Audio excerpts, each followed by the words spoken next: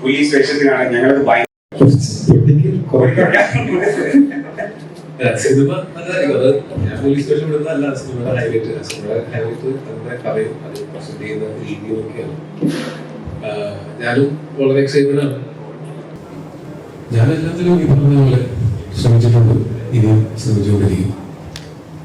തീർച്ചയായിട്ടും പ്രേക്ഷകരെ തൃപ്തിപ്പെടുത്തുക, ഇതിലേക്ക് എന്റർടൈൻ ചെയ്യുക എന്നുള്ളത് തന്നെയാണ് നമ്മൾ സിനിമയിൽ വർക്ക് ചെയ്യുമ്പോൾ നമ്മുടെ പ്രധാന ഉദ്ദേശം.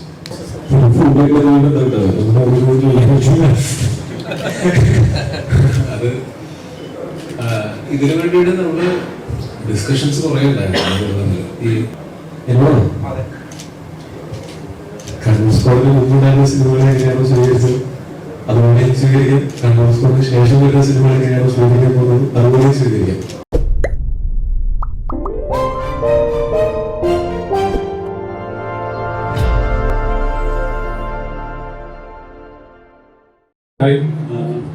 ഫെബ്രുവരി 9 നമ്മുടെ പടം റിലീസാവുകയാണ്. ഇതൊരു ഇൻവെസ്റ്റിഗേഷൻ ത്രില്ലറാണ്. ഒരു എൻജോക്സി ത്രില്ലർ അങ്ങനെയല്ല, ഒരു ഇമോഷൻസും കാര്യങ്ങളും ഒക്കെ ഉള്ള ഒരു ഇൻവെസ്റ്റിഗേഷൻ ഓഫീസേഴ്സിന്റെ ലൈഫും അവരിലൂടെ തോന്നുന്ന ഒരു ഇൻവെസ്റ്റിഗേഷൻ ത്രില്ലറാണ്. ഈ സിനിമ നിങ്ങളെ നിരാശപ്പെടുത്തില്ല എന്നാണ് ഞാൻ വിശ്വസിക്കുന്നത്. ഒരു ഓവർ എക്സ്പെക്ടേഷൻസോ അല്ലെങ്കിൽ ഒരു മാസത്തിൽ ഒന്നും പ്രതീക്ഷിക്കാതെ നിങ്ങൾ വളരെ കൂളായിട്ട് ഓഡിയൻസ് തിയേറ്ററിലേക്ക് വന്നാൽ നിങ്ങളെ നിരാശപ്പെടുത്താത്ത വളരെ രസമുള്ള ഒരു സിനിമയായിരിക്കും. പോലീസ് സ്റ്റേഷനിലാണ് ഞങ്ങളത്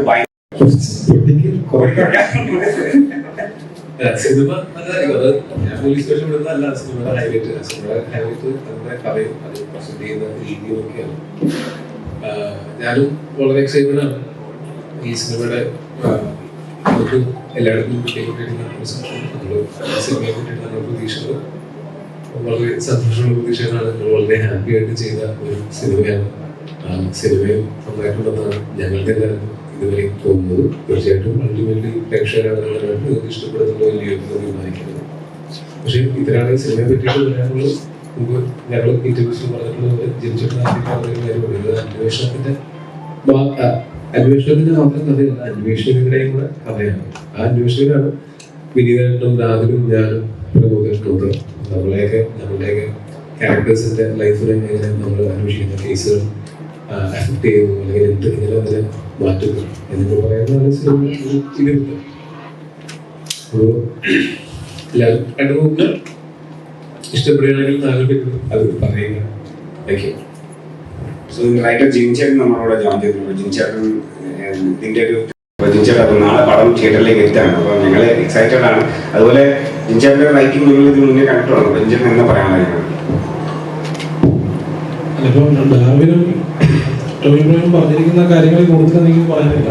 നിങ്ങളെ നിരാശരാക്കാത്ത ഒരു സിനിമയായിരിക്കും, ഒരു ക്വാളിറ്റി സിനിമയായിരിക്കും. അതാണ് ഞങ്ങൾ ഉദ്ദേശിച്ചത്.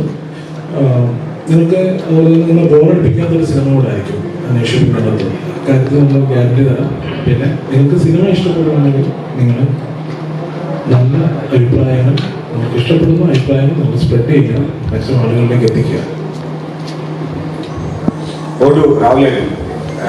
പോലീസ് നിങ്ങൾ ഏകദേശം ഷൂട്ടറിൽ 60 ദിവസത്തോളം ഉണ്ടായിരുന്നു. അപ്പോൾ ഞങ്ങൾ വളരെ എൻജോയ് ചെയ്തൊരു സിനിമയാണ്. അത് വളരെ ആത്മാർത്ഥമായിട്ട്, കാരണം ഒരു തരത്തിലുള്ള പ്രശ്നങ്ങളും ഇല്ലാണ്ട് നമ്മളൊരു 10-65 ദിവസം വളരെ കംഫർട്ടബിളായിട്ട് ഷൂട്ട് ചെയ്തൊരു സിനിമയാണ്. ബാക്കി നാളെ തിയേറ്ററിലേക്ക് എത്തുകയാണ്. ഇൻവെസ്റ്റിഗേഷൻ സിനിമ ഇഷ്ടപ്പെടുന്നവർക്ക് ഒരു ട്രീറ്റ് തന്നെ ആയിരിക്കുമെന്നാണ് ഞങ്ങളുടെ ഉറച്ച വിശ്വാസം. ബാക്കി നാളെ നിങ്ങൾ കണ്ടിട്ട് പറയുക. എപ്പോഴും ഇഷ്ടപ്പെടുകയാണെങ്കിൽ മാക്സിമം പ്രൊമോട്ട് ചെയ്യുക. Thank you. എന്താ പറയുക, ഒരുപാട് പ്രതീക്ഷയോടുകൂടിയാണ് ഞങ്ങൾ ഈ സിനിമ ഞങ്ങൾ ചെയ്തെടുക്കാൻ വേണ്ടി തയ്യാറായത്. ഇത്ര പ്രതീക്ഷ വെച്ചാൽ കൂടുതലായൊന്നും പറയുന്നില്ല. വളരെ നല്ല സിനിമയായിരിക്കും. ഞാൻ ഒന്നാമത് തള്ളിന്റെ ആളാണെന്ന് പറയുന്നത് തള്ളോട് പറയുകയാണ്. വായടക്കുന്നു, പണിയെടുക്കാൻ ശ്രമിക്കുന്നു. നല്ല സിനിമയായിരിക്കും. നിങ്ങൾ ആരും നിരാശപ്പെടുത്തില്ല, ഞങ്ങളെ നിരാശപ്പെടുത്തുന്നില്ല. അത്രയും പറയാനുള്ളൂ. ബാക്കിക്കാൻ വേണ്ടി സംസാരിക്കും.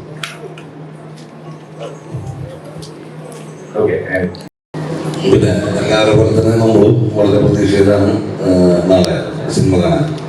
ഈ സിനിമ നമ്മൾ തിയേറ്ററിൽ കാണുമ്പോഴാണ് അതിൻ്റെ കൂടുതൽ സൗണ്ടും കാര്യങ്ങളൊക്കെ ആയിട്ടുള്ള ഒരു ഭയങ്കര എഫക്റ്റുള്ള ഒരു സിനിമയാണ്. അപ്പോൾ അത് മറ്റുള്ള പ്ലാറ്റ്ഫോമിലൊക്കെ പിന്നെ കാണാം. പക്ഷേ തിയേറ്ററിൽ കാണുമ്പോഴാണ് അതിൻ്റെതായിട്ടുള്ള ഒരു പൂർണ്ണതയിൽ നമുക്ക് കാണാൻ പറ്റുള്ളൂ. പോലീസ് കഥാപാത്രമായിട്ട് അന്വേഷിക്കുന്ന ഘട്ടത്തിൽ ട്രെയിലർ കണ്ടുപിടിക്കുന്നു. ശരി, അതാണോ ഈ കഥാപറ്റിയായിട്ട്? അല്ല, ബേസിക്കലി ഇതിന്റെ കഥ കേട്ടപ്പോൾ നല്ല കഥയാണെന്ന് തോന്നി, അതുകൊണ്ടാണ് അന്വേഷിച്ച് ചെയ്യാനുള്ള കാരണം. മാസ് മസാല അല്ലെങ്കിൽ ആക്ഷൻ ഒരു റിയലിസ്റ്റിക് ആയിട്ട് ഓരോ സിനിമയ്ക്കും ഓരോ പർപ്പസ് ഉണ്ടല്ലോ. ഇത് ഇങ്ങനൊരു സിനിമയാണ്. മാസ് മസാല സിനിമകൾ മോശമാണെന്നുള്ള അഭിപ്രായമൊന്നുമില്ല. അങ്ങനത്തെ സിനിമകൾ നല്ല കഥയായിട്ടാണെങ്കിലും ചെയ്യുന്നതിന് സന്തോഷമുള്ളൂ. ഈ സിനിമ കുറച്ചും കൂടി ഈ പറഞ്ഞ പോലെ ഇവരുടെ ഇമോഷണൽ ജേർണിയും കൂടെ ഇതിന്റെ കൂടെ ഉണ്ട്. പിന്നെ ഇതിന്റെ ഇൻവെസ്റ്റിഗേഷൻ പാട്ടും ഒക്കെ ഭയങ്കര രസമായിട്ടാണ് എനിക്ക് ഫീൽ ചെയ്തത്. എനിക്കിഷ്ടമുള്ള ഒരു തരം സിനിമയാണ് ഈ ഇൻവെസ്റ്റിഗേഷൻ സിനിമകൾ. എനിക്ക് ഭയങ്കര ഇഷ്ടമാണ്. എനിക്ക് മാത്രമല്ല, ഒരുപാട് പേർക്ക് അതുപോലെ ഇഷ്ടമുള്ളതാണ്. അപ്പൊ അങ്ങനെയുള്ള ആൾക്കാരെ ഇത് സാറ്റിസ്ഫൈ ചെയ്യും എന്ന് തോന്നിയതുകൊണ്ടാണ് ഈ സിനിമ കമ്മിറ്റ് ചെയ്തത്.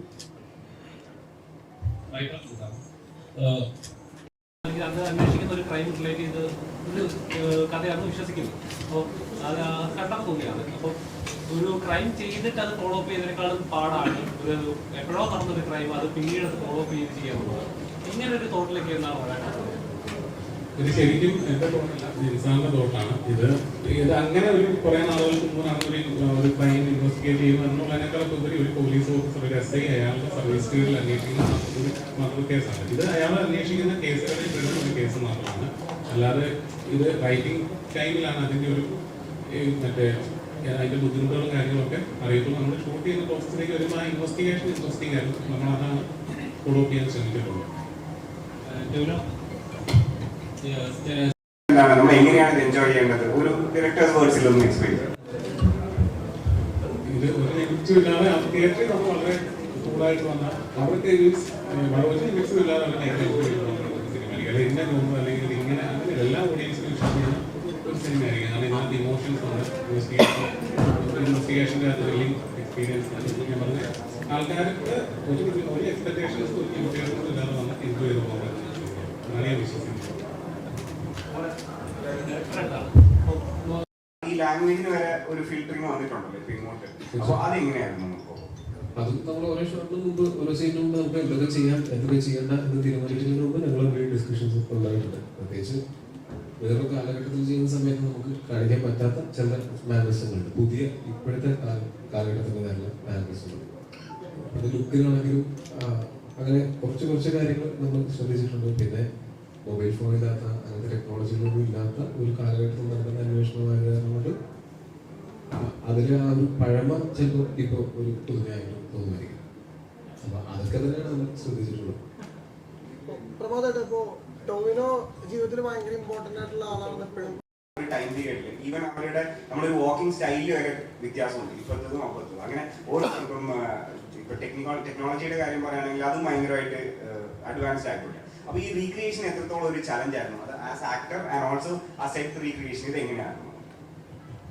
ഈ 80s 90s ആണ് നമ്മൾ ഇതിനകത്ത് അപ്രോച്ച് ചെയ്യുന്ന കാലഘട്ടങ്ങൾ. അപ്പൊ അതില് നമ്മൾ ചെറിയ പ്രായമായതുകൊണ്ട് തന്നെ നമുക്ക് നമുക്ക് അങ്ങനെ നമ്മുടെ ഓർമ്മയിലൊന്നും എടുക്കാൻ പറ്റില്ല. അപ്പൊ നമ്മൾ കണ്ട് ശീലിച്ചിട്ടുള്ള സിനിമകളും അതൊക്കെ തന്നെയാണ് നമ്മുടെ റെഫറൻസുകൾ. ആ കാലഘട്ടമായിട്ട് മാക്സിമം നമ്മൾ ആ കാലഘട്ടത്തിനെ റീക്രിയേറ്റ് ചെയ്യാൻ പറ്റിയിട്ടുള്ളത് നമ്മൾ കണ്ടിട്ടുള്ള സിനിമകളും 80s 90s സിനിമകളാണ്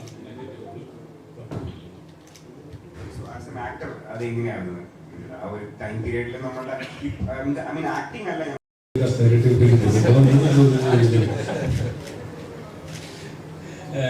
ഓരോ കഥാപാത്രങ്ങൾ ചെയ്യുമ്പോഴും എപ്പോഴും ഒന്നിനോടൊന്നും സമയം തോന്നാത്ത രീതിയിൽ അല്ലെങ്കിൽ എന്റെ കഥാപാത്രം ചെയ്യുമ്പോൾ പ്രേക്ഷകർ ഇങ്ങനെ ഒരിക്കലും കണക്റ്റഡ് ആവരുത് എന്ന് ശ്രമിക്കും. ഒരു ആക്ടർ എപ്പോഴും അവരോട് ഷേപ്പ് ചെയ്യാൻ ശ്രമിക്കുന്നു. ടോവിനോ എന്നൊരു ആക്ടർ ഇനിയും വരാൻ പോകുന്ന ഒരുപാട് പ്രതീക്ഷയുള്ള സിനിമകളുണ്ട്. എങ്ങനെയാണ് പ്രേക്ഷകരെ തൃപ്തിപ്പെടുന്നത്? ഞാൻ എല്ലാത്തിലും ഈ പറഞ്ഞതുപോലെ ശ്രമിച്ചിട്ടുണ്ട്, ഇനിയും ശ്രമിച്ചുകൊണ്ടിരിക്കും. തീർച്ചയായിട്ടും പ്രേക്ഷകരെ തൃപ്തിപ്പെടുത്തുക, നിങ്ങളെയൊക്കെ എന്റർടൈൻ ചെയ്യുക എന്നുള്ളത് തന്നെയാണ് നമ്മൾ സിനിമയിൽ വർക്ക് ചെയ്യുമ്പോൾ നമ്മുടെ പ്രധാന ഉദ്ദേശം. അതിനു വേണ്ടിയിട്ട് നമ്മുടെ കഴിവിന്റെ പരമാവധി ശ്രമിച്ചിട്ടുണ്ട്, ഇനിയും ശ്രമിച്ചുകൊണ്ടേയിരിക്കും.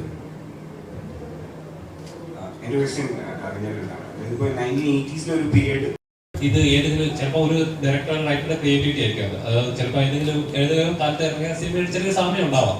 ഉടനെ ഇത് ആ സിനിമയായിട്ട് സാമ്യമുണ്ട്, ഇത് അങ്ങനെ ഒരു സിനിമയാണ്, പിന്നെ സിനിമയുടെ അഡാപ്ഷൻ ആണ് ഇത് അങ്ങനെ പറഞ്ഞിട്ട് അത് എന്താ പറയുക ഒരു സിനിമയുടെ അതേ കോപ്പി ആണെന്നുള്ള പോലും സോഷ്യൽ മീഡിയയിൽ വരാറുണ്ട്. അന്വേഷിപ്പിൽ കണ്ടെത്തുന്ന സിനിമ ഒന്നും കുഴപ്പമില്ല. ഇത് ചിലപ്പോൾ റിയൽ ലൈഫിൽ കണ്ടിട്ടുള്ള കേസുകൾ കോപ്പി അടിച്ചു തോന്നുമായിരിക്കും, പക്ഷെ മറ്റൊരു സിനിമയെ കോപ്പി അടിച്ചാലും തോന്നില്ല, ഉറപ്പായിട്ടും തോന്നില്ല.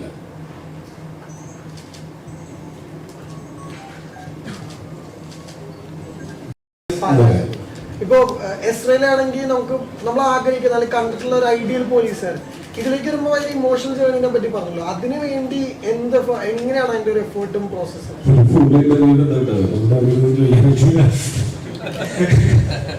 അത് ഇതിനു വേണ്ടിയിട്ട് നമ്മള് ഡിസ്കഷൻസ് കുറേ ഉണ്ടായിരുന്നു. ഈ കഥാപാത്രത്തെ നമുക്ക് ഏറ്റവും കൂടുതൽ മനസ്സിലാക്കാൻ പറ്റുക ഈ കഥാപാത്രത്തിന്റെ സൃഷ്ടാക്കളോട് സംസാരിക്കുക എന്നുള്ളതാണ്. അപ്പോൾ ആദ്യം തിരിച്ചറിവായിട്ടും ഉണ്ടാകുമ്പോഴായിട്ടും ഞങ്ങൾ കുറേ ഡിസ്കഷനിൽ ഇരുന്നതാണ്. അങ്ങനെ ഇത് കമ്മിറ്റ് ചെയ്ത് കഴിഞ്ഞിട്ടാണെങ്കിലും വീണ്ടും ഞങ്ങൾ ഇടയ്ക്കിടയ്ക്ക് കാണുമായിരുന്നു. കമ്മിറ്റ് ചെയ്തിട്ട് ഷൂട്ട് നോക്കുന്നതിന് സമയം ഉണ്ടായിരുന്നു. അപ്പോൾ ഈ ക്യാരക്ടർ എങ്ങനെയായിരിക്കണം എന്നുള്ളതിനെ പറ്റിയിട്ട് നല്ല വ്യക്തമായിട്ടുള്ള ധാരണ ഇവരിൽ നിന്ന് എനിക്ക് കിട്ടിയിരുന്നു. കാര്യം ഇത്രയും വർഷം എന്നെക്കാൾ കൂടുതൽ പക്ഷെ ഷൂട്ടിങ്ങിന് മുമ്പ് ഇവരായിരുന്നിട്ടുണ്ടാവും ഈ ക്യാരക്ടറിനെ പറ്റി ചിന്തിച്ചിട്ടുണ്ടാവുക. ഷൂട്ട് തുടങ്ങിയതിനു ശേഷം ഇവർ തന്ന ആ ഇൻഫർമേഷൻസിനെയൊക്കെ ബേസ് ചെയ്തിട്ട് ഞാനും കുറേ ചിന്തിച്ചിട്ടുണ്ട്.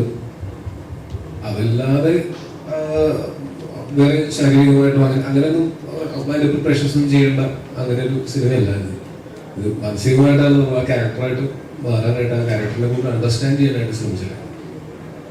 കണ്ണൂർ സ്ക്വാഡിന് ശേഷം വരുന്നൊരു മികച്ച ഇൻവെസ്റ്റിഗേഷൻ ചിത്രം പ്രേക്ഷകർ ഏത് രീതിയിലായിരിക്കും എൻജോയ് ചെയ്യാൻ ശ്രമിക്കുക? എന്നോടാണോ? അതെ. കണ്ണൂർ സ്ക്വാഡിന് മുമ്പുണ്ടായിരുന്ന സിനിമകളെ എങ്ങനെയാണോ സ്വീകരിച്ചത് അതുപോലെ സ്വീകരിക്കാം. കണ്ണൂർ സ്ക്വാഡിന് ശേഷം വരുന്ന സിനിമകൾ എങ്ങനെയാണോ സ്വീകരിക്കാൻ പോകുന്നത് അതുപോലെ സ്വീകരിക്കാം.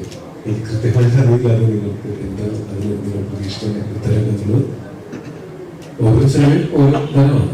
ഇപ്പോൾ കണ്ണൂർ സ്ക്വാഡ് കറക്റ്റ് ചെയ്തിട്ടുള്ള റോബി എൻ്റെ വളരെ അടുത്ത സുഹൃത്താണ്. അതിൽ എഴുതിയ ഓണിച്ചേരൻ എൻ്റെ വളരെ അടുത്ത സുഹൃത്താണ്. ഞങ്ങൾ 2018 സിനിമ ചെയ്യുന്ന സമയത്ത് അതിൻ്റെ ഫ്രണ്ട് അന്നേ കേട്ടിട്ടുള്ള ഒരാളാണ് ഞാൻ. അന്നേ അത് അടിപൊളിയായിരിക്കും എന്ന് ഓണിച്ചേരനോട് പറഞ്ഞതാണ് ഞാൻ. പക്ഷെ അതിൻ്റെ കഥയൊക്കെ എനിക്കറിയാൻ ഇതിൻ്റെ കഥയും എനിക്കറിയാവുന്ന കാരണം കൊണ്ട് വളരെ വ്യത്യസ്തമായിട്ടുള്ള അത് രണ്ടും തമ്മിലങ്ങനെ ബാലൻസ് ഡ്രോ ചെയ്യാൻ പറ്റാത്ത സിനിമകളാണ്. തീർച്ചയായിട്ടും ഈ അന്വേഷണത്തിലെയും അന്വേഷകരുടെയും കഥ അതിലുണ്ട് ഇതിലുണ്ട്. പക്ഷെ ഇത് വേറൊരു സിനിമയാണ്. ഇങ്ങനൊരു ഈ ജോണറിൽ ഒരു സിനിമ ചെയ്യണം അല്ലെങ്കിൽ ഈ ഒരു കാലഘട്ടത്തിൽ നിന്നുള്ളൊരു സിനിമ ചെയ്യണം എന്നുള്ള എൻ്റെ തോട്ടിൽ ഏകദേശം എൻ്റെ ഒരു ചിന്തയ്ക്ക് ഒരു 10 വർഷത്തെ പഴക്കമുണ്ട്. 2014 ഞാൻ ആദ്യമായിട്ട് അങ്ങനെ അങ്ങനത്തെ ഒരു സിനിമ ഉണ്ടാവണം. ഈ കാലഘട്ടത്തിൽ നിന്നുകൊണ്ട് നമ്മൾ പഴയ കാലഘട്ടത്തിലെ ഇൻവെസ്റ്റിഗേഷനും പോലീസുകാരുടെ രീതികളും അവരുടെ കുറ്റാന്വേഷണ മെത്തേഡുകളും ഒക്കെ അഡ്രസ്സ് ചെയ്യുന്ന ഒരു കഥ ഉണ്ടാക്കണം എന്നുള്ളൊരു ചിന്ത ഉണ്ടാകുന്നത് 2014. ഞാൻ എൻ്റെ കൂടെയുള്ള എല്ലാ ആളുകളോടും അത് പലപ്പോഴായിട്ട് ഷെയർ ചെയ്തിട്ടുണ്ട്. ഇങ്ങനൊരു കാര്യം ഇങ്ങനെ ആലോചിക്കുന്നുണ്ട്, പക്ഷെ എനിക്കറിയില്ല എങ്ങനെ എത്തും എന്നുള്ളത്. അത് ആലോചിക്കുമ്പോൾ തന്നെ എങ്ങനെ നമ്മൾ കണ്ടുവരുന്ന യൂഷ്വൽ ഇൻവെസ്റ്റിഗേഷൻ ത്രില്ലർ സിനിമകളിൽ നിന്നും ഇതിനെ വ്യത്യാസപ്പെടുത്താമെന്നുള്ള ഒരു ആലോചനയും അതിനൊപ്പം തന്നെ ഉണ്ടായിരുന്നു. പക്ഷെ 2020 ഞാനിതിൻ്റെ സ്ക്രീൻ പ്ലേ എഴുതുന്നത്. ലോക്ക്ഡൗൺ സമയത്താണ് സ്ക്രീൻ പ്ലേ എഴുതുന്നത്. അപ്പോൾ ഈ 6 വർഷത്തെ കാലം എനിക്ക് എൻ്റെ ഈ ചോദ്യങ്ങൾക്കെല്ലാം ഉത്തരം കിട്ടിയ ശേഷമാണ് ഞാൻ റൈറ്റിംഗ് ആരംഭിച്ചത്. അപ്പം അതിൻ്റെ ഒരു ന്യൂനസ് ഇതിനുണ്ട് എന്നാണ് ഞാൻ വിചാരിക്കുന്നത്.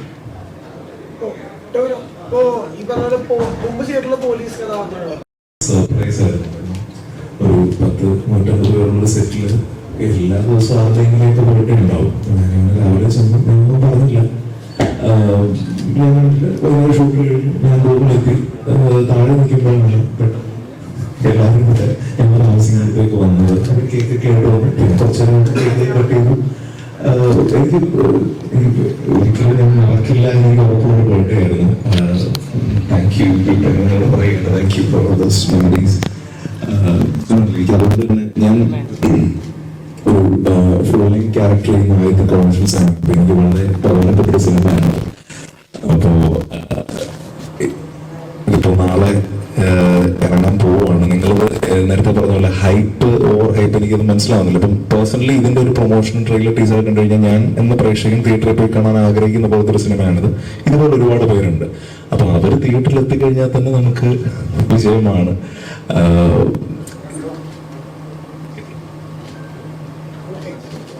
അല്ല, ഞാൻ ബർത്ത്ഡേ പറഞ്ഞു. എന്റെ കൂട്ടത്തിൽ കുറച്ചും കൂടെ പടത്തിന്റെ കാര്യം പറയണമല്ലോ. Thank you. അവസരം കിട്ടിയപ്പോ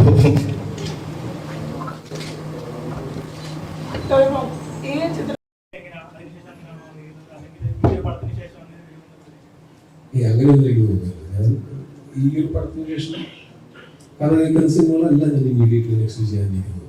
നമ്മൾ അങ്ങനെയൊന്നുമില്ല. ഞാൻ ചൂസ് ചെയ്യുന്ന സമയത്ത് ചെയ്തിട്ടില്ലാത്ത ക്യാരക്ടേഴ്സ് ചെയ്യാനായിട്ട് കുറച്ചും കൂടെ താല്പര്യമുണ്ടാവും. ചെയ്തിട്ടുള്ള പോലത്തെ ക്യാരക്ടേഴ്സ് ആണെങ്കിൽ ഞാൻ ആ ചെയ്തിട്ടുള്ള ക്യാരക്ടറിനോട് എന്ത് ഡിഫറെൻ്റ് ആയിട്ട് സിനിമയിൽ ചെയ്യാം എന്നുള്ളതാണ് നമ്മൾ ആലോചിക്കുക. ഒരേപോലത്തെ ക്യാരക്ടേഴ്സ് സ്ഥിരമായിട്ട് ചെയ്താൽ എനിക്ക് ബോറടിക്കും, നിങ്ങൾക്കും ബോറടിക്കും.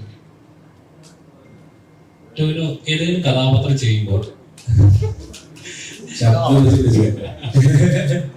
ഒരു ആക്ടറുടെ ഡ്രീം ആയിരിക്കും അവനോട് തന്നെ ചലഞ്ച് ചെയ്യുന്ന അല്ലെങ്കിൽ എന്നെ തന്നെ മാർക്ക് ചെയ്യുന്ന ഒരു കഥാപാത്രം കിട്ടുക എന്നുള്ളത്. ഇപ്പം ആടുജീവിതത്തിൽ പൃഥ്വിരാജ് പറഞ്ഞു ഇനി ഇതേപോലത്തെ ഒരു കഥ പറഞ്ഞ് ഞാൻ ചെയ്യില്ല, അത്രയും എഫേർട്ട് കിട്ടും. അപ്പൊ അതേപോലെ ഒരു ചലഞ്ചിങ് ആയിട്ടുള്ള എക്സ്പെരിമെന്റ് ആയിട്ട് കഥാപാത്രം അല്ലെങ്കിൽ ഒരു കഥ പറഞ്ഞെന്ന് എപ്പോഴും ആഗ്രഹിച്ചിട്ടുണ്ട്. ഇതുപോലെ നല്ല എഫേർട്ട് ഇട്ടിട്ട് തന്നെയാണ് ചെയ്യുന്നത്. ഞാനൊരു പൊളിറ്റിക്കൽ ഇങ്ങനൊരു പടം എന്ന് പറഞ്ഞാൽ ഞാൻ അതിനൊരു ടെംപ്ലേറ്റ് എന്റെ മനസ്സിലില്ല. ഒരു കഥ കേൾക്കുമ്പോഴായിരിക്കും ഇത് നല്ലതായിരിക്കും എന്ന് തോന്നിയിട്ട് നമ്മൾ ചെയ്യുന്നു. അല്ലാതെ ഏതെങ്കിലും ഒരു ഇന്നതുപോലെ എന്നെ ചലഞ്ചിങ് ക്യാരക്ടേഴ്സാണ് ഞാൻ ചെയ്യുന്നത്. ഞാൻ അത്ര ഒരു ട്രെയിൻഡ് ആയിട്ടുള്ള ഒരാളുമല്ല. ഞാൻ ആഗ്രഹമുള്ള സിനിമയിൽ വന്ന ആളുമാണ്. എല്ലാ സിനിമയും എല്ലാ ദിവസവും ഷൂട്ടും എനിക്ക് ചലഞ്ചിങ് തന്നെയാണ്. ആക്ടർ ഭയങ്കര സൂപ്പറായി, പക്ഷെ സിനിമ അത്ര ടോട്ടാലിറ്റി നോക്കുമ്പോൾ വലിയ രസമില്ലാന്ന് പറയാം. അപ്പൊ ശരിക്കും ടോവിക്ക് അങ്ങനത്തെ സിറ്റുവേഷൻസ് വരുമ്പോൾ എങ്ങനെയാണ് ടോവിയത്? അതൊരു പരാജയമാണ്. സിനിമ നന്നാവുക, സിനിമയുടെ കൂടെ നമ്മൾ നന്നാവുക എന്നുള്ളതല്ലാതെ എങ്ങനെ വന്നാലും ഒരു പരാജയമാണ്. സിനിമ ഭയങ്കര നന്നായിട്ട് പെർഫോമൻസ് ഒരു മോശമായാലും പരാജയമാണ്. പക്ഷെ ഇതൊന്നും എന്നാൽ ഒരു മോശം സിനിമയിൽ നല്ല ക്യാരക്ടർ ചെയ്തേക്കാം എന്ന് വിചാരിച്ചിട്ടോ ഒരു നല്ല സിനിമയിൽ ഒരു മോശം ക്യാരക്ടർ ചെയ്തേക്കാം എന്ന് വിചാരിച്ചിട്ടോ ഒന്നും നമ്മൾ ചെയ്യുന്നില്ലല്ലോ. നിങ്ങളൊക്കെ ചെയ്യുന്ന പോലെ രാവിലെ കുറിച്ച് കൊണ്ടപ്പോഴായിട്ട് നമ്മൾ പണിയെടുക്കാൻ ഇറങ്ങുകയാണ്.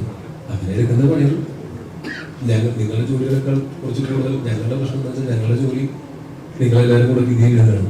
അപ്പം ഞങ്ങൾക്ക് നിങ്ങളുടെ റെസ്പോൺസ് അറിഞ്ഞാലേ ഞങ്ങളുടെ ജോലി ഞങ്ങൾ നന്നായി ചെയ്തിട്ടുണ്ടോ മോശമായിട്ട് ചെയ്തിട്ടുണ്ടോ എന്നൊക്കെ അറിയാൻ പറ്റുള്ളൂ. അതുകൊണ്ട് നല്ല ഒരു പരീക്ഷ ചെയ്തിട്ട് പേപ്പർ ഇട്ടാൽ കാത്തിരിക്കുന്ന പോലെയാണ് നമ്മൾ എല്ലാ പടത്തിലും കാത്തിരിക്കുന്നത്.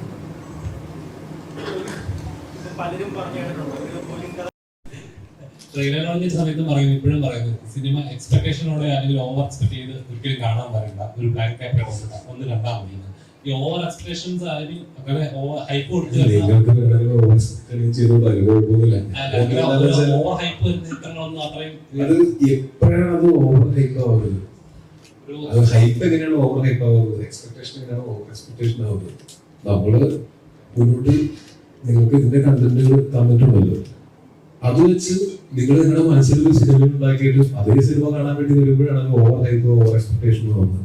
അങ്ങനെയൊന്നും അല്ലാണ്ട് ഈ ഒരു സിനിമ എങ്ങനെയാണെന്ന് കണ്ടു നോക്കാം എന്ന് തുറന്ന മനസ്സോടെ വന്ന് കാണാൻ വേണ്ടിയിട്ടാണ് നമ്മൾ എനിക്ക് വീണ്ടും ഇങ്ങനെ പറയുന്നത്. മലയാള സിനിമയിലെ ഒരു പ്രൊഡ്യൂസർ കഴിഞ്ഞിടെ പറയുണ്ടായി, അതായത് ഇപ്പം മലയാള സിനിമകളെക്കാളും മറ്റ് അന്യഭാഷ സിനിമകൾ തിയേറ്ററിൽ എണ്ണം കൂടുന്നുണ്ട്. മലയാള സിനിമയ്ക്ക് ഇവിടെ ഒരു വാല്യൂ കുറഞ്ഞുകൊണ്ടേ കണ്ടന്റ് ഓറിയന്റഡ് ആയിട്ട് സിനിമകൾ ഇറങ്ങുന്ന ഒരു ഇൻഡസ്ട്രിയാണ് മലയാളം. പക്ഷെ എങ്കിൽ കൂടി മറ്റ് അന്യഭാഷ ചിത്രങ്ങളുടെ ഇവിടെ പ്രാധാന്യം കൂടുമ്പോൾ മലയാളത്തിൽ ഇവിടെ പ്രാധാന്യം കുറയാണ്. ആസ് ആൻ ആക്ടർ അല്ലെങ്കിൽ അഭിനയിക്കുന്ന നല്ലൊരു ആക്ടറാണ്, എന്താണ് താങ്കളുടെ അഭിപ്രായം?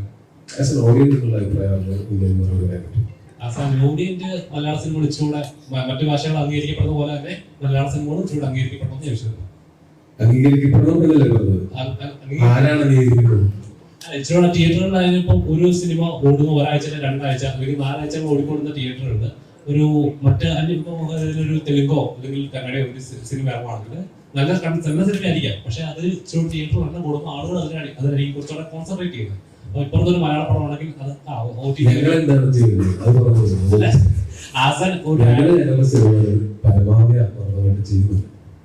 അത് എല്ലാ സിനിമയും ഒരുപോലെ നന്നാവും എന്നൊന്നും ഉറപ്പ് ഞാൻ പറയുന്നില്ല. പക്ഷെ എല്ലാ സിനിമകളുടെ പിന്നിലും അതേ എഫേർട്ടും ഉണ്ട്. ഇവിടെ വിജയിക്കുന്ന സിനിമകളുടെയും പരാജയപ്പെടുന്ന സിനിമകളുടെയും ഒക്കെ പിന്നിലും അതേ എഫേർട്ടുണ്ട്.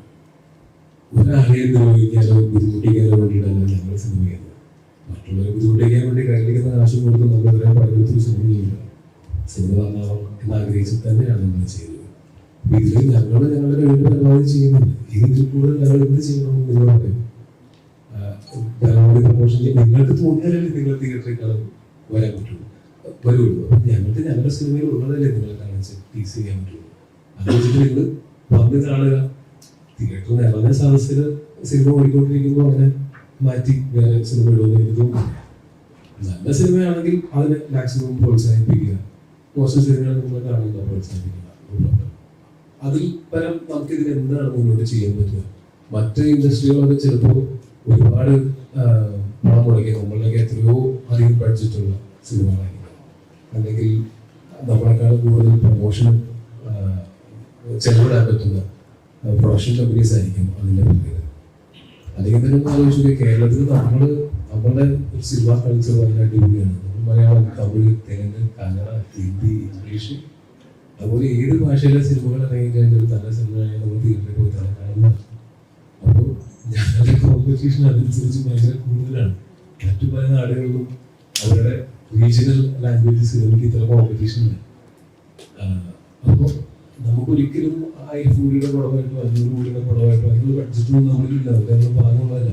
നമുക്ക് നമ്മുടെ കഴിവിന്റെ പരമാവധി വെച്ചിട്ട് ചെയ്യാൻ പറ്റും, ശ്രമിക്കുന്നുണ്ട്. ഇതിനേക്കാൾ മെച്ചപ്പെട്ട അവസ്ഥയിലേക്ക് മലയാള സിനിമ വരിക തന്നെ ചെയ്യും. ഇപ്പോഴും മലയാള സിനിമയുടെ ഇങ്ങനെ കണ്ടന്റ് ബേസ്ഡ് സിനിമകൾ കുറവാണെന്നോ മലയാള സിനിമയ്ക്ക് എല്ലാത്തിനും ക്വാളിറ്റി ഇല്ലെന്നൊന്നും ഞാൻ പറയില്ല. മലയാള സിനിമകളെല്ലാം നല്ല എഫേർട്ട് എടുത്തിട്ടാണ് ചെയ്യുന്നത്. ബാക്കിയുള്ളവർ ഒരു ദിവസം 10 മണിക്കൂർ വർക്ക് ചെയ്യുന്നുണ്ടെങ്കിൽ നമ്മൾ ചിലപ്പോൾ 15-20 മണിക്കൂർ വർക്ക് ചെയ്യുന്നുണ്ട്. പക്ഷെ അത്രയും എഫേർട്ട് എടുത്താലേ നമുക്ക് ഇവരൊക്കെ കോമ്പീറ്റ് ചെയ്യാൻ പറ്റും. ഞങ്ങളുടെ ഭാഗത്ത് ഞങ്ങൾ പരമാവധി ശ്രമിക്കുന്നുണ്ട്. ഈ സിനിമയാണെങ്കിലും ഈ മാസം വരുന്ന സിനിമകളെ പറ്റി നമുക്ക് നല്ല പ്രതീക്ഷകളില്ല. സിനിമകൾ നല്ലതാണെങ്കിൽ അത് കൈവിടാതിരിക്കുക. നല്ല കണ്ടന്റുള്ള നല്ല സിനിമകൾ അത് വലുതാണോ ചെറുതാണോ എന്നുള്ളത് ചിന്തിക്കാതെ അതിനെ എന്താ പറയുക ചേർത്ത് പിടിക്കാൻ ശ്രമിക്കുക. ഇപ്പോൾ എത്ര സിനിമകളാണ് ഈ മാസം വരുന്നത്? ഇപ്പം തന്നെ ഞാൻ കണ്ടുകൊണ്ടിരുന്ന നിങ്ങൾ വായിച്ചിട്ടുണ്ട്. ഞാൻ ഭയങ്കര പ്രതീക്ഷ ചെയ്യുന്ന സിനിമ. എനിക്ക് അതിൻ്റെ കഥ അറിയാം, ഷൂട്ടിംഗ് ലൊക്കേഷൻ ഞാൻ പോയിട്ടുണ്ട്. ഞാനത് എന്തായാലും വീട്ടിൽ തന്നെ കാണാൻ പോകുന്ന സിനിമയായിരിക്കും. അതേപോലെ ഗ്രാമീണ സിനിമ ഇതേപോലെ തന്നെ ഞാൻ കാത്തിരിക്കുന്ന സിനിമയാണ്. അല്ലെങ്കിൽ നമ്മുടെ തുണ്ട് എന്ന് പറയുന്ന സിനിമ വിജയന്റെ പടം, അതിന്റെ ഡയറക്ടർ നല്ലപോലെ വർക്ക് ചെയ്തിട്ടുണ്ട്. അതിന്റെ സിനിമാറ്റോഗ്രാഫറും അതിന്റെ പ്രൊഡ്യൂസറും ഒക്കെ ഞാൻ ആ സിനിമയ്ക്ക് വേണ്ടിയിരിക്കുന്നത്. ഈ മാസം വരുന്ന സിനിമകളെല്ലാം ഇതിനൊക്കെ നിങ്ങൾക്ക് വാക്കാവുന്ന സുഹൃത്തുക്കളുടെ കഴിവ് പ്രോത്സാഹിപ്പിക്കും. ഞങ്ങൾക്ക് ഭയങ്കര സഹായമായിരിക്കും. അതല്ലാതെ ഞങ്ങൾ ഉഴപ്പിയിട്ടോ വേണ്ടെന്ന് വെച്ചിട്ടോ ഒരിക്കലും ഒരു സിനിമ മോശമാവാറില്ല.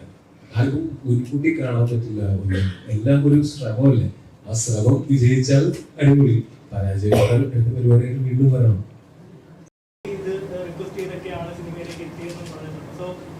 അന്ന് ഹെൽപ്പ് ചെയ്തിരുന്നവര് ഇപ്പൊ ഒരു സിനിമയായിട്ട് വരുമ്പോൾ അത് ടോവിനോയ്ക്ക് ഇഷ്ടപ്പെട്ടില്ലെങ്കിൽ അതപ്പോ എങ്ങനെയാണ്? How do you say no?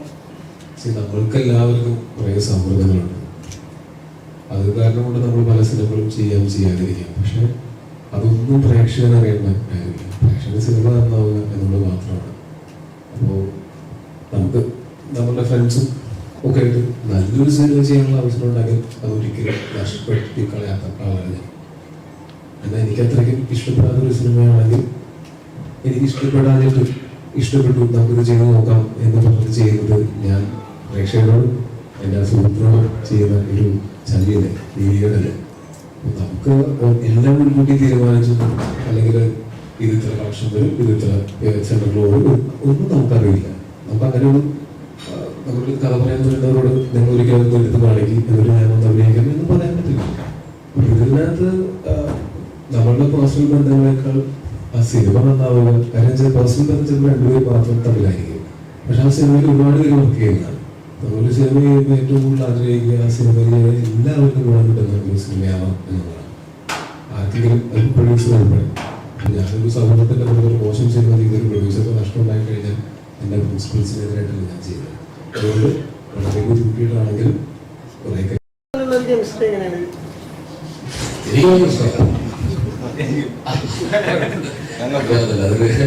ഞങ്ങളങ്ങനെ ഷൂട്ട് കഴിഞ്ഞ് എനിക്ക് നേരത്തെ 15 ദിവസം ഞാൻ പറഞ്ഞു ഓടിയിട്ട് കിടന്നു. ഞാൻ ആദ്യം കേട്ടിരുന്നു ആരും എൻ്റെ പണി കിടക്കുന്നു. സന്തോഷമായി. ആരോടുത്ത് പോട്ടെ ഞാനെൻ്റെ തന്നെ അത് വളരെ സന്തോഷമാണ്. ഞാൻ പിന്നെ എൻ്റെ കിട്ടി ഞാൻ സൂക്ഷിച്ചു വെച്ചിട്ടുണ്ട്. ഭാഗത്ത് മുന്നോട്ട് പോട്ടെ ആഗ്രഹിക്കുന്നു. ഇഷ്ടമാണ് എന്തോ. ഞങ്ങളെല്ലാവരും കുടുംബം പോലെ ക്രിക്കറ്റ് കളിച്ചു, ഒരുമിച്ച് എല്ലാവരും കൂടെ ഭക്ഷണം ഉണ്ടാക്കി കഴിച്ചു, ഒരുമിച്ച് ഹാപ്പി ആയിട്ട് ഷൂട്ട് ചെയ്തു. ഈ സിനിമയുടെ മുൻപോട്ട് അല്ലെങ്കിൽ സിനിമയുടെ നാളത്തെ വരട്ടിട്ട് എൻജോയ് ചെയ്തുകൊണ്ട് ഈ സിനിമ ചെയ്ത് ഒരിക്കലും റിഗ്രറ്റ് ചെയ്യുന്ന കാര്യമില്ലാത്ത രീതിയിൽ ഞങ്ങൾ ഷൂട്ടിങ്ങിന്റെ സമയത്ത് പുതിയ നല്ല സുഹൃത്തുക്കൾ കിട്ടുകയും ഒരുപാട് നല്ല സമയങ്ങൾ ഞങ്ങൾക്ക് ഉണ്ടാവുകയും ചെയ്തിട്ടുണ്ട്. അത് തന്നെയാണ് നമ്മൾ ട്രഷർ ചെയ്യുന്നത്. നമ്മൾ ഇതിന്റെ മെറിറ്റിൽ മാത്രം അടിസ്ഥാനപ്പെടുത്തിയല്ല ഞങ്ങളുടെയൊക്കെ സൗഹൃദങ്ങൾ ഉണ്ടായിരിക്കുന്നത്. അത് ഒരിക്കലും ഇനി മുന്നോട്ടുള്ള സൗഹൃദങ്ങളിലേക്ക് പോകുമ്പോൾ ഈ സിനിമയുടെയും ഒരു സിനിമയുടെയും പ്രൊജക്റ്റ് അനുസരിച്ചിട്ടല്ല സൗഹൃദങ്ങളായിട്ടുള്ളത് എന്നോട് പറഞ്ഞുകൊണ്ടിരുന്നത്. ടീച്ചർ ഇറങ്ങിക്കഴിഞ്ഞപ്പോൾ കുറച്ച് കൊമേഴ്ഷ്യൽ ആസ്പെക്ട്സ് ഒക്കെ ഉള്ള പ്രേക്ഷകൻ എന്ത് ആ ടേം ശ്രദ്ധിച്ചോ, സോ കോൾഡ് പ്രകൃതിപ്പടം. ഈ സോ കോൾഡ് പ്രകൃതിപ്പടം എന്ന് പറയുന്ന ടേം നിങ്ങളൊക്കെ കൂടെ ഉണ്ടാക്കിയിട്ട് എത്ര കാലമായി? അതിനു മുമ്പ് ഇന്ത്യയില്, ഓൾ ഇന്ത്യയില് OTT നിങ്ങൾ ഈ പ്രകൃതിപ്പടങ്ങൾ മലയാള സിനിമ സംസാരിക്കപ്പെട്ടിട്ടുള്ളത് മോശമല്ലേ? അത് ഓരോ സമയത്തും സിനിമയുടെ സ്വഭാവങ്ങൾ മാറിക്കൊണ്ടിരിക്കും. അതിന് പ്രകൃതിപ്പടമോ വികൃതിപ്പടമോ അങ്ങനെയൊന്നും പറയേണ്ട കാര്യമില്ല. ഒരേപോലത്തെ അല്ലെങ്കിൽ സിമിലർ പാറ്റേണിലുള്ള കുറെ സിനിമകൾ കണ്ടു കഴിയുമ്പോൾ നമുക്കൊക്കെ ബോറടിക്കും. ഇനി കുറച്ചു കാലം വേറെ തരം സിനിമ കാണാം എന്ന് നമുക്ക് തോന്നും. ഇതും ബോറടിക്കും. എഴുതി വെച്ചോ, പ്രകൃതിപ്പടങ്ങളിലേക്ക് ചെയ്യും, അന്ന് നിങ്ങൾ ഓർക്കുകയും ചെയ്യും. Thank you. നിങ്ങൾ ഈ പറഞ്ഞ റിയലിസ്റ്റിക് സിനിമകളില്ലേ പ്രകൃതിപ്പടങ്ങൾ എന്ന് പറഞ്ഞത്? റിയലിസ്റ്റിക് സിനിമകളിലും നല്ലതും മോശമുണ്ട്, അല്ലെങ്കിൽ മാസ് മസാല സിനിമകളിലും നല്ലതും മോശമുണ്ട്.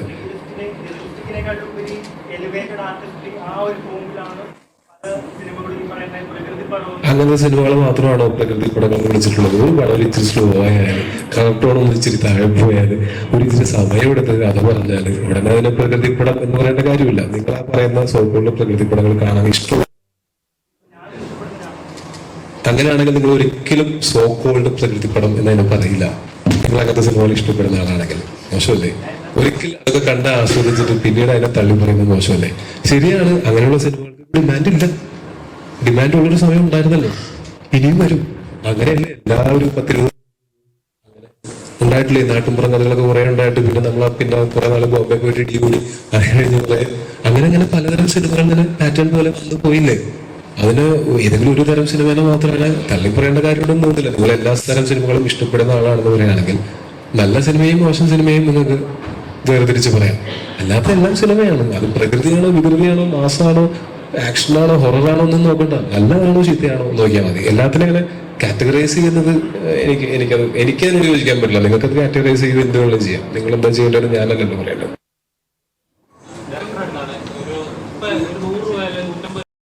ഒരു സീൻ ഡിലീറ്റ് ചെയ്യുകയുണ്ടായി. എഴുത്തിൽ ഇത്തരം പൊളിറ്റിക്കൽ ആയിട്ടുള്ള കുറെ കാര്യങ്ങൾ ഇനി ശ്രദ്ധിക്കുമോ സിനിമയിൽ? അല്ല, ഒരു സിനിമയുടെ തിരക്കഥ ഒരുപാട് ആളുകൾ വായിച്ച ശേഷം, ഒരുപാട് ഫിൽറ്ററിങ്ങിന് ശേഷമാണ് അത് ഷൂട്ട് ചെയ്യുന്നത്. ഷൂട്ട് ചെയ്യുന്നതിന് തൊട്ട് മുമ്പുള്ള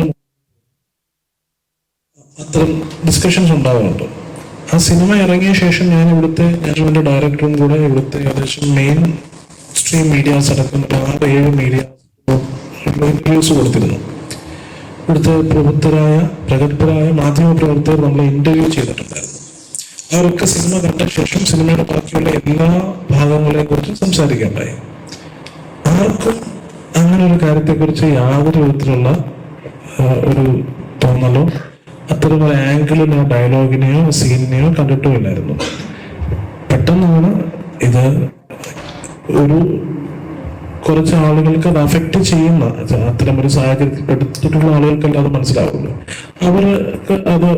അവരുദ്ദേശിക്കുന്ന രീതിയിലാണ് ആ ഡയലോഗിന്റെ മീനിങ് അവരത് വ്യാഖ്യാനിച്ചത്. നമ്മൾ ആരും അങ്ങനെ ഉദ്ദേശിച്ചിട്ടില്ല, അങ്ങനെ ആരും ഉദ്ദേശിക്കേണ്ട ആവശ്യവുമില്ല. ഞാൻ പ്രത്യേകിച്ച് അങ്ങനത്തെ സാധിച്ച സിനിമയുടെ സംവിധായകൻ ഷാജി കൈലാസോ സിനിമയിലെ നായകൻ പൃഥ്വിരാജോ ഒട്ടുമല്ല.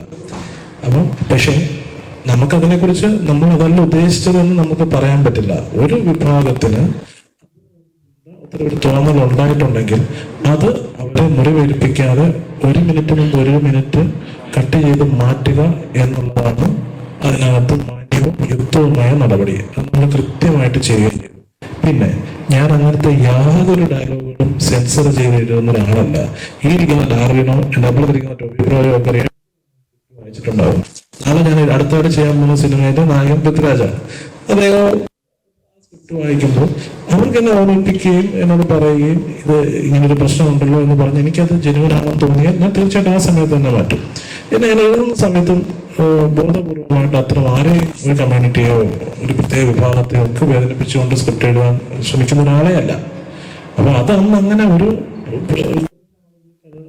വിഷമം ഉണ്ടാക്കി ആ മൊമെന്റിൽ നമ്മൾ അത് കട്ട് ചെയ്ത് കളഞ്ഞു, അത് അവിടെ കഴിഞ്ഞു. എൻ്റെ അടുത്ത എല്ലാ സിനിമകളിലും അത്തരം ഡയലോഗുകൾ ഉണ്ടാകുമെന്ന് ഞാനത് ചിന്തിച്ചിരുന്ന് സ്ക്രിപ്റ്റ് എഴുതുമെന്നോ ഒന്നും ആരും വിചാരിക്കണ്ട. അത്തരം പേടികളുണ്ടോ? ഇനി എഴുത്തിൽ അത്തരം പേടികളുണ്ടായിരുന്നു? ഞാൻ ഒരു കാര്യം ചോദിക്കട്ടെ, 2 വർഷം മുമ്പ് ഇറങ്ങിയൊരു സിനിമ, ആ സിനിമയിൽ ഇങ്ങനെ മലപ്പുറം അല്ലാതൊരു തെറ്റുണ്ടായി, ഇവരെല്ലാവരും അത് നിരുപാധികം മാപ്പി വയ്ക്കുകയും ആ സീൻ നീക്കം ചെയ്യുകയും ചെയ്തിട്ട് എല്ലാവരും മറന്നു കിടന്ന ഒരു കാര്യം ഇവിടെ വീണ്ടും കുത്തിത്തിരിപ്പുണ്ടാക്കി ഓർമ്മിപ്പിച്ചതിൽ ഒരു സുഖം കിട്ടി അല്ലേ? ഒരു കണ്ടന്റ് കിട്ടിയില്ലേ? തെറ്റേറ്റു പറഞ്ഞ എഴുതുകാരൻ ഇനി ആ തെറ്റ് ആവർത്തിക്കില്ലെന്നും എഴുതുകാരൻ അല്ല, അങ്ങനെയാണ് കണ്ടന്റിൽ വാർത്ത വരാം, മറ്റേ ഹെഡ്ലൈൻ അങ്ങനെ വരാം. ഒരു സുഖം കിട്ടിയില്ലേ? കണ്ടപ്പോ പ്രതീക്ഷിച്ചിരുന്നു, എന്തായാലും ഞാൻ പുറത്തു വെച്ച് കണ്ടില്ല, ഓർമ്മയുണ്ടെന്ന്. കൊള്ളാം, ഐ അപ്രീഷിയേറ്റ് ഇറ്റ്. ഇത്തരം പേടിയുണ്ടോ? ഇങ്ങനെ ഇത്തരം സ്ക്രിപ്റ്റുകൾ പ്രതീക്ഷിക്കാത്ത രീതിയിൽ വന്നു കഴിഞ്ഞാൽ? എനിക്ക് അങ്ങനെ ആരും പേടിയൊന്നുമില്ല. ഇത്തരം പൊളിറ്റിക്കലി ഇൻകറക്റ്റ് ആയിട്ടുള്ള അഭിനയിക്കുന്ന ഒരു ആരെങ്കിലും ആ മുഖത്തേക്കും കൂടെ ഒന്ന് വെക്കാമോ? കാര്യം വെച്ചാൽ എല്ലാവരും ഒരു സൈഡ് മാത്രം കാണുള്ളൂ. വെച്ചില്ലേ? ആ ചോദിക്കും. അല്ല, അത്തരം അഭിനേതാവാണോ അങ്ങനെ? പൊളിറ്റിക്കലി ഇൻകറക്റ്റ് ആയിട്ട് ജീവിക്കുന്ന ഒരു കഥാപാത്രം ചെയ്യുന്ന സമയത്ത് ഞാൻ എന്ത് ചെയ്യണം? പിന്നെ ഞാനൊരു പടത്തിൽ വില്ലൻ വേഷം ചെയ്യുകയാണെന്ന് വിചാരിക്കുക, അയാൾ വൃത്തികെട്ടവനാണെന്ന് വിചാരിക്കുക, അയാൾ പൊളിറ്റിക്കലി ഇൻകറക്റ്റ് ആയിട്ടുള്ള കാര്യങ്ങൾ ചെയ്യുന്ന ആളാണെന്ന് വിചാരിക്കുക. അപ്പോഴും ഞാൻ പറയണോ ഇത് പൊളിറ്റിക്കലി ഇൻകറക്റ്റ് ആണ്, ഇത് ചെയ്യാൻ പറ്റില്ല എന്നുള്ളത്? പൊളിറ്റിക്കലി ഇൻകറക്റ്റ് ആയിട്ടുള്ള സീനുകളോ ഡയലോഗുകളോ ഉണ്ടാവുന്നതിനകത്ത് അങ്ങനെയുള്ള സീനുകൾ പൊളിറ്റിക്കൽ കറക്റ്റ്നെസ്സിനെ പറ്റി കൃത്യമായിട്ട് അറിയുകയാണെങ്കിൽ ഈ ചോദ്യമേ ചോദിക്കേണ്ട കാര്യമില്ല. കുഴപ്പമില്ല. അല്ല, നിങ്ങൾക്ക് കണ്ടന്റ് കിട്ടിയോ? എക്സ്ക്ലൂസീവ്. Next question. പുള്ളി ഒന്ന് ട്രാക്ക് മാറ്റാൻ നോക്കിയിട്ട് തിരിച്ചു വന്നോണ്ടിരിക്കുകയാണ്. ഓക്കെ. അല്ല, ട്രാക്ക് മാറ്റം എന്ന് പറഞ്ഞാല് ട്രാക്ക് ഇങ്ങനെ ഇടയ്ക്കിടയ്ക്ക് മാറി മാറി പോയിക്കൊണ്ടിരിക്കുകയാണല്ലോ.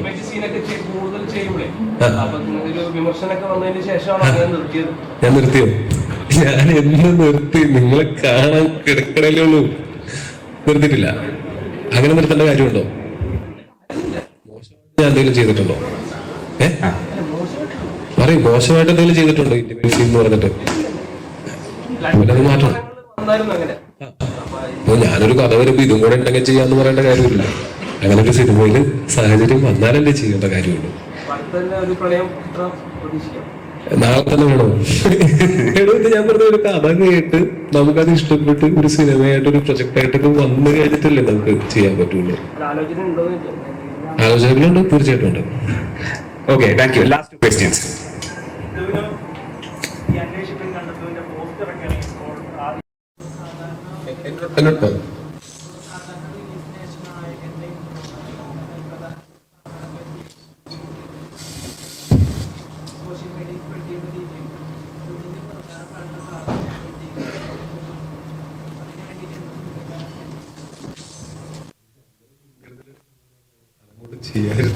കാര്യം അത് ചെയ്യുന്ന ദ്രോഹമാണെന്ന് നിങ്ങൾക്ക് തീർച്ചയായിട്ടും. അത് ഇൻട്രൊഡക്ഷനൊന്നുമല്ല, ഇൻട്രൊഡക്ഷനൊക്കെ എനിക്കറിയില്ല അത്. പക്ഷെ ഇതിൽ പ്രധാനമായിട്ടുള്ള സീനുകളൊക്കെ അങ്ങനെ ഷൂട്ട് ചെയ്തിടുന്നത് ആസ്വാദനത്തിന്, അതായത് അത് ഞങ്ങളോട് ചെയ്യുന്ന ഒരു ദ്രോഹം എന്നുള്ളത് പോലെ തന്നെ സിനിമ കാണാത്ത ബാക്കിയുള്ള പ്രേക്ഷകരോട് ചെയ്യുന്ന ഒരു ദ്രോഹമാണ്. അത് പരമാവധി ഒഴിവാക്കുക എന്നുള്ളതാണ് മാന്യമായ രീതി. അതിന് മുൻകരുതൽ എന്ത് ചെയ്യാൻ പറ്റും? ഓരോ തിയേറ്ററിലും പോയിട്ട് നമുക്ക് ആരൊക്കെ മൊബൈൽ എടുക്കുന്നുണ്ട് നോക്കി ഇരിക്കാൻ പറ്റും? എത്രയോ പേരല്ലേ സിനിമ കാണാനായിട്ട് ഒരു തിയേറ്ററിൽ വരുന്നത്? അത് സ്വയം തോന്നി ചെയ്യാതിരിക്കുക എന്നുള്ളതല്ലേ അതിന്റെ ന്യായം.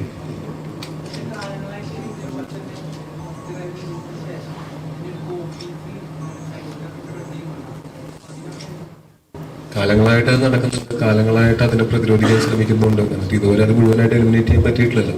അപ്പൊ അത് പൂർണ്ണമായിട്ട് സ്പ്രെഡ് ചെയ്യുന്നവർ തന്നെ വിചാരിക്കണം. നമ്മളെ സൈബർ ലോക്ക് അത്രയ്ക്ക് നമുക്കങ്ങനെ നമുക്ക് മാറുന്ന കാലഘട്ടത്തിനനുസരിച്ച് സിനിമ അങ്ങനെ ഇപ്പൊ ഞാനും ചെറുപ്പത്തിലൊക്കെ അങ്ങനത്തെ പ്രിന്റുകളൊക്കെ കണ്ടിട്ടുണ്ട് കേട്ടോ. പക്ഷെ ഇപ്പൊ നമുക്ക് OTT ഉണ്ട്, തിയേറ്ററിൽ കാണാം. ലീഗലി നമുക്ക് അതിനെ കാണാനുള്ള സാഹചര്യങ്ങളുണ്ട്. ക്യാമറ പ്രിന്റിൽ ഡിപ്പെൻഡ് ചെയ്യേണ്ട കാര്യമില്ല. ഇത് OTT-യിലേക്ക് പല സബ്സ്ക്രിപ്ഷൻസ് ഒക്കെ 5-6 സിം എടുക്കുമ്പോൾ തന്നെ ഫ്രീ ആയിട്ട് കിട്ടുന്നുണ്ട്. എന്നിട്ടും ഇതിനെയൊക്കെ ഡിപ്പെൻഡ് ചെയ്യുന്നത് ആരാണ്? അത് കാണാനുള്ള കാണാൻ ആളുകളുള്ളതുകൊണ്ടായിരിക്കുമല്ലോ ഇത് ആരെങ്കിലും ഒക്കെ ഷൂട്ട് ചെയ്തിരുന്നത്. അത് കാണണ്ടെന്ന് നമ്മളും ഇടുന്നവർ ഇടണ്ടെന്ന് തീരുമാനിച്ചാൽ മാത്രമേ ഇത് തീരുള്ളൂ. അത് ഞങ്ങളുടെ തെറ്റല്ലല്ലോ. ഞങ്ങൾക്ക് എന്ത് ചെയ്യാൻ പറ്റും? ഞങ്ങളിതിൽ വിക്ടിംസ് ആണ്, നിങ്ങളാണ് പറയേണ്ടത്.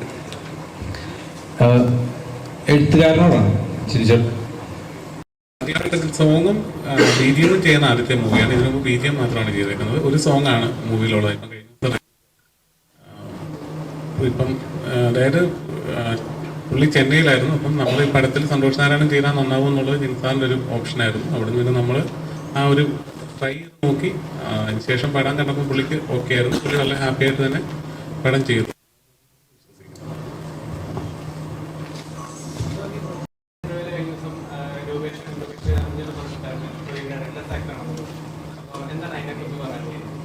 ഡയറക്ടറോട് ചോദിക്കണം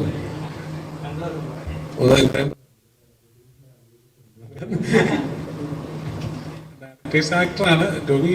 നമുക്ക് കമ്മ്യൂണിക്കേഷൻ ടോബിക്ക് മനസ്സിലാവും. പിന്നെ ആ ക്യാരക്ടറിന് വേണ്ടി എന്തൊരു എഫർട്ട് ഇടാനും പുള്ളിക്കൊരു മടിയില്ല. നമ്മളൊരു സ്റ്റാർ ലൊക്കേഷനിൽ നിൽക്കുന്നത് നമ്മൾ ആ ഒരു കോൺഷ്യസ് നമ്മൾ ആകുന്ന സമയത്താണ് നമ്മൾ ഡയറക്ടർ എന്നുള്ള രീതിയിൽ ഏറ്റവും കൂടുതൽ ഞാൻ പറയുന്നത് അത് പുതിയ ഡയറക്ടർ എന്നുള്ള എന്നെ സംബന്ധിച്ചിട്ട് ഒരു സ്റ്റാർ ലൊക്കേഷനിൽ നിൽക്കുന്നു എന്നുള്ളൊരു ഫീല് വരുമ്പോഴാണ് നമുക്ക് ആ ടെൻഷൻസ് കൂടുന്നത്. പക്ഷേ ഒരിക്കലും ഒരു ടോബി ബ്രോ നമ്മളെ സമയം മേളിൽ വെയിറ്റ് ചെയ്യാനോ അല്ലെങ്കിൽ ആ ക്യാരക്ടറിന് വേണ്ടി എത്ര എഫേർട്ട് ഇടാനും ഒരു മടിയില്ലാത്ത ആളാണ്. അപ്പം നമുക്കും അത് കുറച്ചുകൂടെ കമ്മ്യൂണിക്കേഷൻസ് ഈസി ആവും. വേറെ നമ്മൾ കെയർ ചെയ്യേണ്ട ഒന്നുമില്ല. നമ്മൾ വളരെ അടുപ്പമുള്ള ഒരാളിനെ കൊണ്ട് നമുക്ക് ആ ഒരു കമ്മ്യൂണിക്കേഷനാണ് ഏറ്റവും നന്നായിട്ടുള്ളതെന്നാണ് ഞാൻ വിശ്വസിക്കുന്നത്.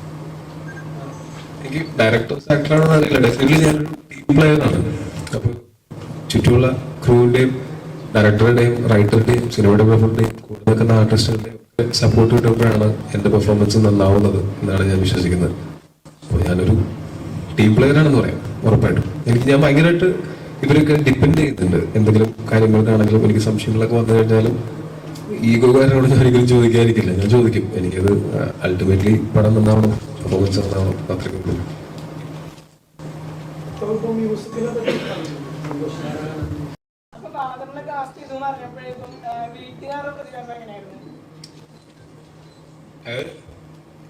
ആർക്കും അങ്ങനെ വലിയ പ്രശ്നമൊന്നുമില്ല. പക്ഷെ ഞങ്ങൾക്കൊരു പുതിയ കാര്യമായിരുന്നു.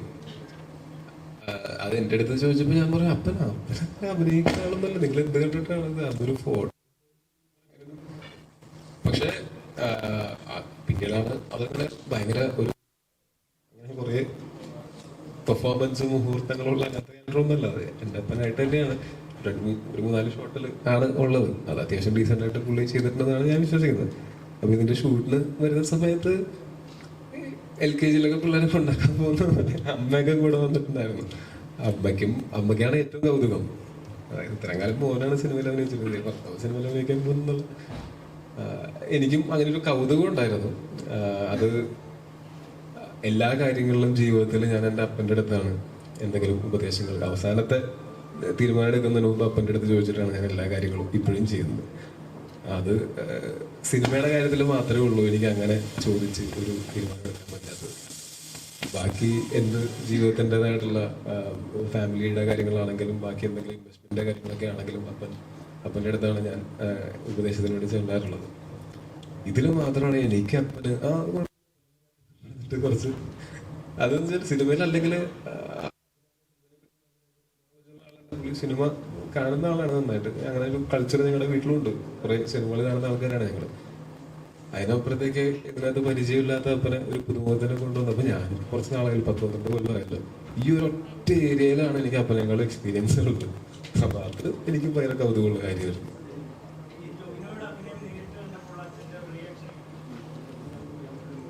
അല്ല, അഭിനയം നേരിട്ട് മുമ്പ് ഷൂട്ടിംഗ് ലൊക്കേഷനുകളിൽ വന്നിട്ടുണ്ട്. ഒരുമിച്ചൊരു ഫ്രെയിമിൽ നിൽക്കുന്നത് ആദ്യമായിട്ടാണ്. അത് ഞങ്ങൾക്കൊരു ഇമോഷണൽ മൊമെന്റ് ആയിരുന്നു. നിങ്ങൾക്കത് സിനിമ കാണുമ്പോൾ അങ്ങനെയൊന്നും തോന്നിയൊന്നും വരില്ല. പക്ഷെ എനിക്ക് എന്നെ സംബന്ധിച്ചിടത്തോളം അത് എടുത്തു വെക്കാനൊരു ഷോട്ടല്ലേ. അപ്പോൾ കാലങ്ങളോളം ഇപ്പോൾ നമുക്ക് അതൊരു ഹിസ്റ്ററി അല്ലേ സിനിമ എന്ന് പറയുന്നത്. അതിൻ്റെ ഒരു കൗതുകമാണ് കൂടുതലും രണ്ടാൾക്കും തോന്നിയിട്ടുണ്ടാവുക. പിന്നെ അതിൻ്റെ കൂടെ ഒരു ഇമോഷണൽ ഇതും കൂടെ ഉണ്ട്. അപ്പന് കൂടെയാണല്ലോ, അപ്പൊ അതിൻ്റെ ഒരു ഇമോഷനുണ്ട്.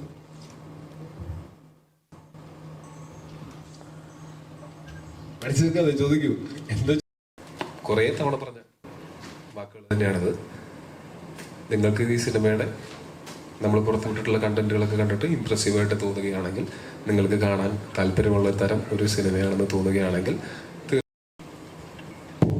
ഞങ്ങൾ സംസാരിച്ചുകൊണ്ടിരുന്ന ടെൻഷനെ കുറിച്ചായിരുന്നു. നല്ല ടെൻഷനുണ്ട്. പ്രൊഡക്ഷൻ്റെ ഭാഗത്തു നിന്നുള്ള ടെൻഷനല്ല, അതൊക്കെ ഈ പറഞ്ഞ പോലെ നമ്മൾ എനിക്കത് വലിയ ടെൻഷനുള്ള കാര്യമേ അല്ല. പക്ഷേ നമ്മുടെ ഒരു ക്രിയേറ്റീവ് ഇൻവെസ്റ്റ്മെൻ്റാണ് എൻ്റെ ടെൻഷൻ. അതെങ്ങനെ ആളുകൾ എടുക്കുന്നു എന്നുള്ളത് വലിയ ടെൻഷനാണ്. അത് മാത്രമേ ഉള്ളൂ. എനിക്കല്ലാതെ പ്രൊഡക്ഷൻ്റെ ഭാഗത്ത് നിന്ന് എനിക്ക് 0% ഞാൻ ഇൻവെസ്റ്റ് ചെയ്തിട്ടുണ്ട് അല്ലെങ്കിൽ അങ്ങനത്തെ ഒരു കാര്യത്തിൽ ഇതില്ല. എൻ്റെ ക്രിയേറ്റീവ് ഇൻവെസ്റ്റ്മെൻറ്റിൽ അതിൻ്റെ റിസൾട്ട് അറിയാൻ വലിയ ആകാംക്ഷയും അതറിയുന്നത് വരെ വലിയ ടെൻഷനുണ്ട്. നോക്കാം. ഓക്കെ, അപ്പോൾ thank you so much. Final വേർഡ്സിന് ടോണി ചേട്ടനുണ്ട്.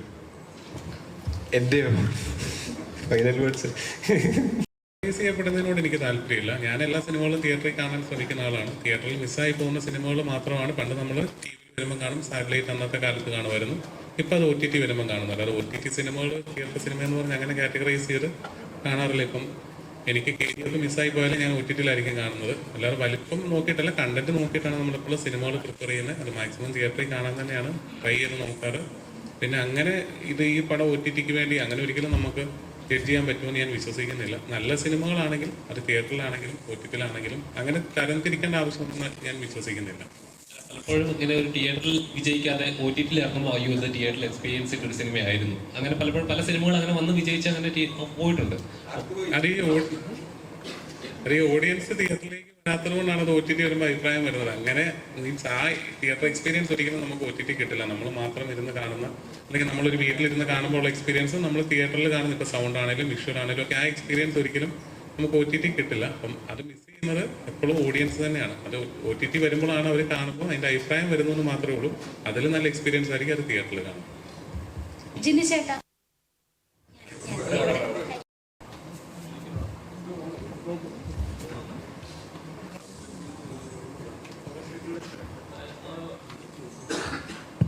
അതായത് ഒരു പ്രേക്ഷകരുടെ 100 രൂപ അല്ലെങ്കിൽ 150 രൂപ കൊടുത്തൊരു ടിക്കറ്റ് എടുത്ത് സിനിമ കാണുമ്പോൾ 2 മണിക്കൂർ 2.5 മണിക്കൂർ സിനിമ കണ്ടിട്ട് ഒരാളോട് പറയുവാണ് കുഴപ്പമില്ല കണ്ടിരിക്കാം എന്ന് പറയുമ്പോൾ കേൾക്കുന്ന ആൾക്ക് തോന്നുന്നു ഇതൊരു കണ്ടിരിക്കാന്നാണ് പറഞ്ഞത്. ഒരു OTT വരുമ്പോൾ നോക്കാം ഇങ്ങനെയായിരിക്കും ഒരു കേൾക്കുന്ന ഒരു നോർമൽ ഒരു അല്ലെങ്കിൽ ഒരു ഡെയിലി വർക്ക് ചെയ്യുന്ന ഒരാൾ ചിന്തിക്കുന്നത്.